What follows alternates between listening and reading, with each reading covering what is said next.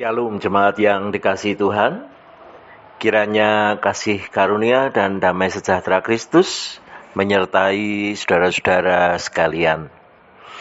Bapak Ibu saudara yang dikasihi Tuhan, pernahkah kita bertanya atau mempertanyakan, apa sih enaknya jadi orang baik?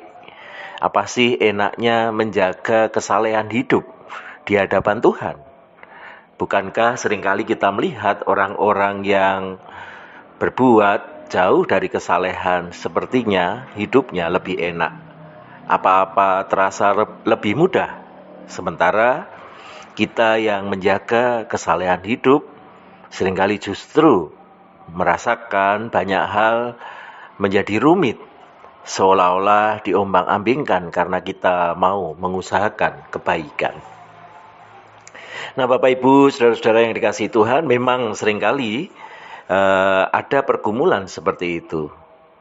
Tetapi kita bisa belajar dari Daud ketika menulis Mazmur 16, dia menunjukkan betapa orang yang sungguh-sungguh mengusahakan hidup baik di hadapan Tuhan adalah karena sudah merasakan kebaikan Tuhan.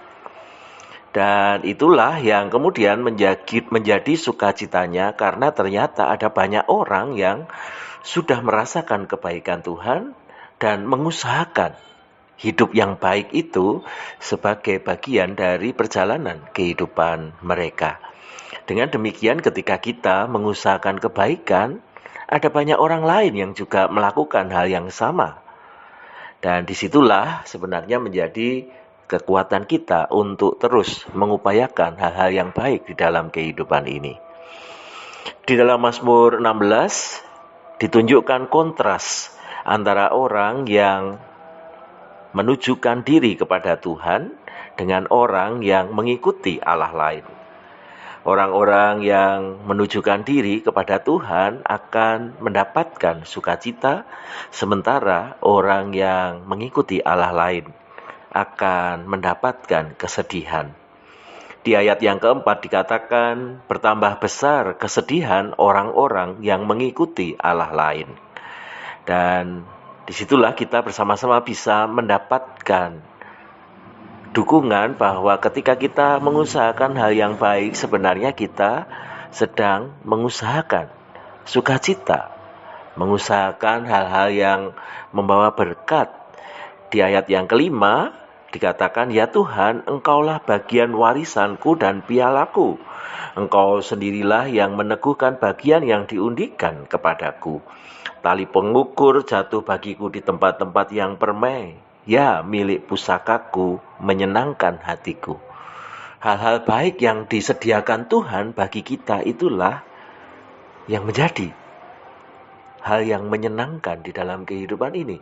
Sementara orang-orang yang mengikuti Allah lain akan berjalan menuju kepada kesedihan. Dan kita sebenarnya bisa sungguh merasakan bahwa Tuhan senantiasa menguatkan kita, mengajar kita. Pada waktu malam kita bisa merasakan dan merenung akan kebaikan Tuhan sepanjang hari yang sudah Tuhan kerjakan. Dan ketika kita mau terus memandang Tuhan, maka kita akan merasakan ketentraman. Sementara orang yang menjauhi dari Tuhan seperti sedang berjalan ke dunia orang mati. Dan satu penegasan yang kemudian disampaikan oleh Daud di Mazmur 16 ini adalah ketika kita sungguh-sungguh mengikuti Tuhan, ada janji yang Tuhan sediakan bagi kita. Engkau memberitahukan kepadaku jalan kehidupan. Di hadapanmu ada sukacita berlimpah-limpah. Di tangan kananmu ada nikmat senantiasa. Dengan demikian, bagaimana kita menikmati kesalehan hidup di hadapan Tuhan itu tergantung bagaimana kita memandangnya. Kalau kita tahu bahwa itu adalah jalan kepada kehidupan, bahwa ada sukacita yang berlimpah-limpah dan ada nikmat yang Tuhan sediakan, sebenarnya disitulah kunci kita bisa merasakan berkat Tuhan ketika mengupayakan hidup saleh di hadapan Tuhan.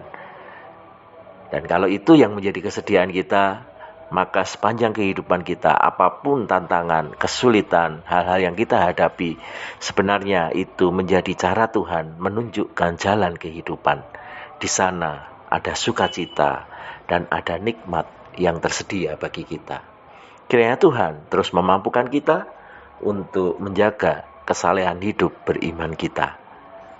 Amin.